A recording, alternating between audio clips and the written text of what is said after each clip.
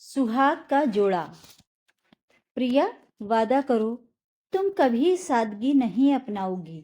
मैं तुम्हें हमेशा लाल जोड़े में सजा धजा ही देखना चाहता हूँ, समझी? सुधीर का अनुरोध अजीब सा था। उसके युवा पति की इस वक्त ये कैसी मांग है?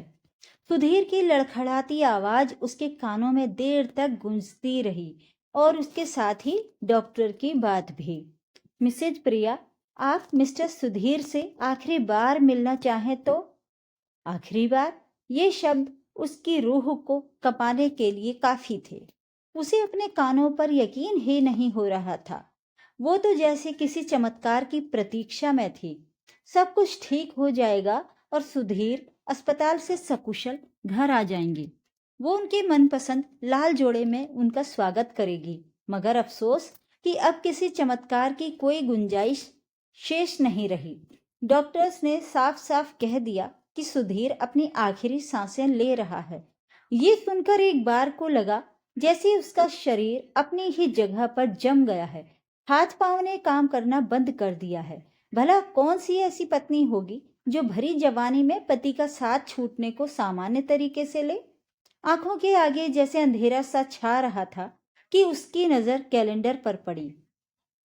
ओह, आज की तारीख का वो बेसब्री से इंतजार करता था। उसने फटाफट अपनी आंखों के आंसू पोंछे। वो अपना वादा भला कैसे तोड़ सकती है? बाद में जो भी हो, फिलहाल अपने पति को खुशी खुशी विदा करेगी। उसने अपना कबर्ड खोला तो सामने ही लाल जोड़ा टंगा दिख गया।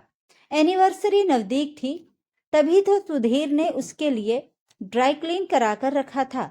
जाने कहां से साहस आया और फूलहा श्रृंगार कर तैयार हो गई। कार की चाबी उठा ली और निकल पड़ी।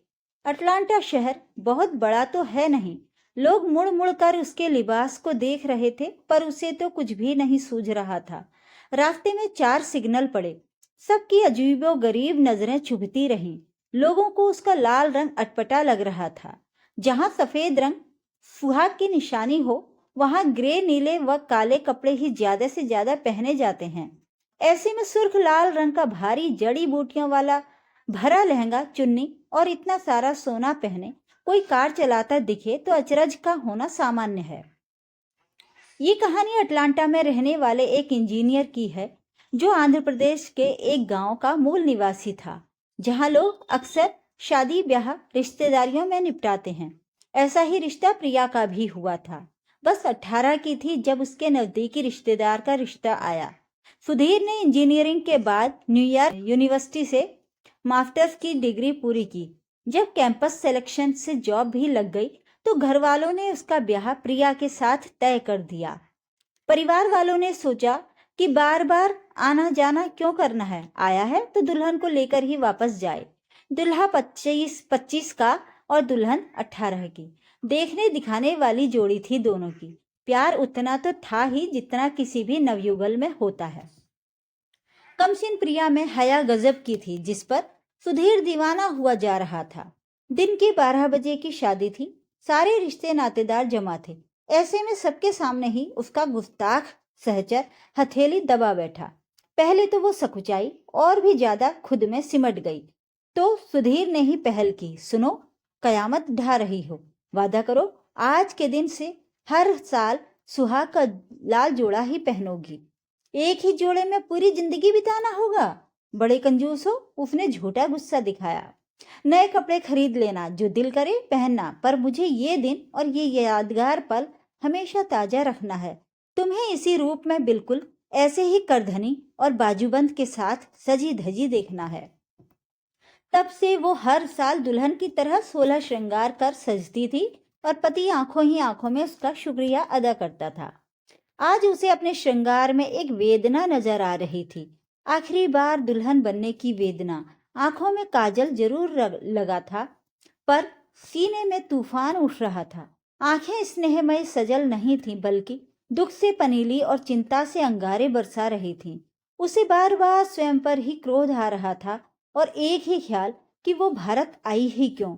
न वो आती और न ही अपने साथ ये जानलेवा बीमारी लाती। मार्च महीने की बात है। उसकी माँ जोरों की बीमार पड़ी तो अपनी माँ से मिलने की व्याकुलता को रोक नहीं पाई। कोरोना के समय जब अंतर्राष्ट्रीय उड़ानें बंद हो गई थीं, तभी उसकी माँ बीमार हुई थी। ऐसे में जैसे ही फ्लाइट की सुविधा शुरू हुई, उसने माँ के आग्रह पर सुधीर से जिद कर अपने लिए विशाखापत्तनम का टिकट बनवा लिया। बच्चे बड़े हो चुके थे। बेटा शिशिर इंटर में और बेटी आशना कॉलेज में आ चुकी थी, तो माँ के बिना भी उन्होंने अपना ख्याल रख लिया। पर प्रिया के बिना सुधीर का दिल नहीं लग रहा था। उसे वापस बुलाने के लिए रोज ही फोन करता, कब आओगी? इतने दिनों बाद आई हूं तो थोड़े दिन और रह लो। अपना वादा नहीं निभाओगी? कैसा वादा? शादी की वर्षगांठ पर सुहाग के लाल जोड़े में साथ होने का वादा। अरे हाँ, टिकट भेज दो। और वो 20 मार्च को लौट आई, मगर भारत से प्रिया अकेली घर नहीं आई। उसके साथ कोरोना का डेल्टा वेरिएंट भी आ गया था। संभवतः एयरपोर्ट पर संक्रमित हुई थी। घर आने पर 1-2 दिन में कुछ स्वस्थ महसूस करने लगी, पर सुधीर के सिर में जोरों का दर्द होने लगा। हॉस्पिटल जाने पर टेस्ट हुआ तो कोरोना पॉजिटिव निकला। उसे तुरंत ही अस्पताल में दाखिल कर लिया गया। पहले मामला नियंत्रण में ही था, मगर इधर 2 दिन पूर्व अनायास ही हालत बहुत खराब होने लगी, तो उसे वेंटिलेटर पर रखा गया। उसकी हालत सुधरने के बजाय बिगड़ती ही जा रही थी। अमेरिका में डेल्टा वेरिएंट आया ही नहीं था, तो उससे लड़ने में डॉक्टर भी अक्षम थे। उनके पास भी इस वेरिएंट की कोई सही दवा नहीं थी।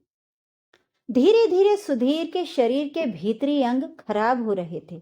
जब ठीक होने के कोई आसार न दिखे, तो प्रिया को फोन किया गया।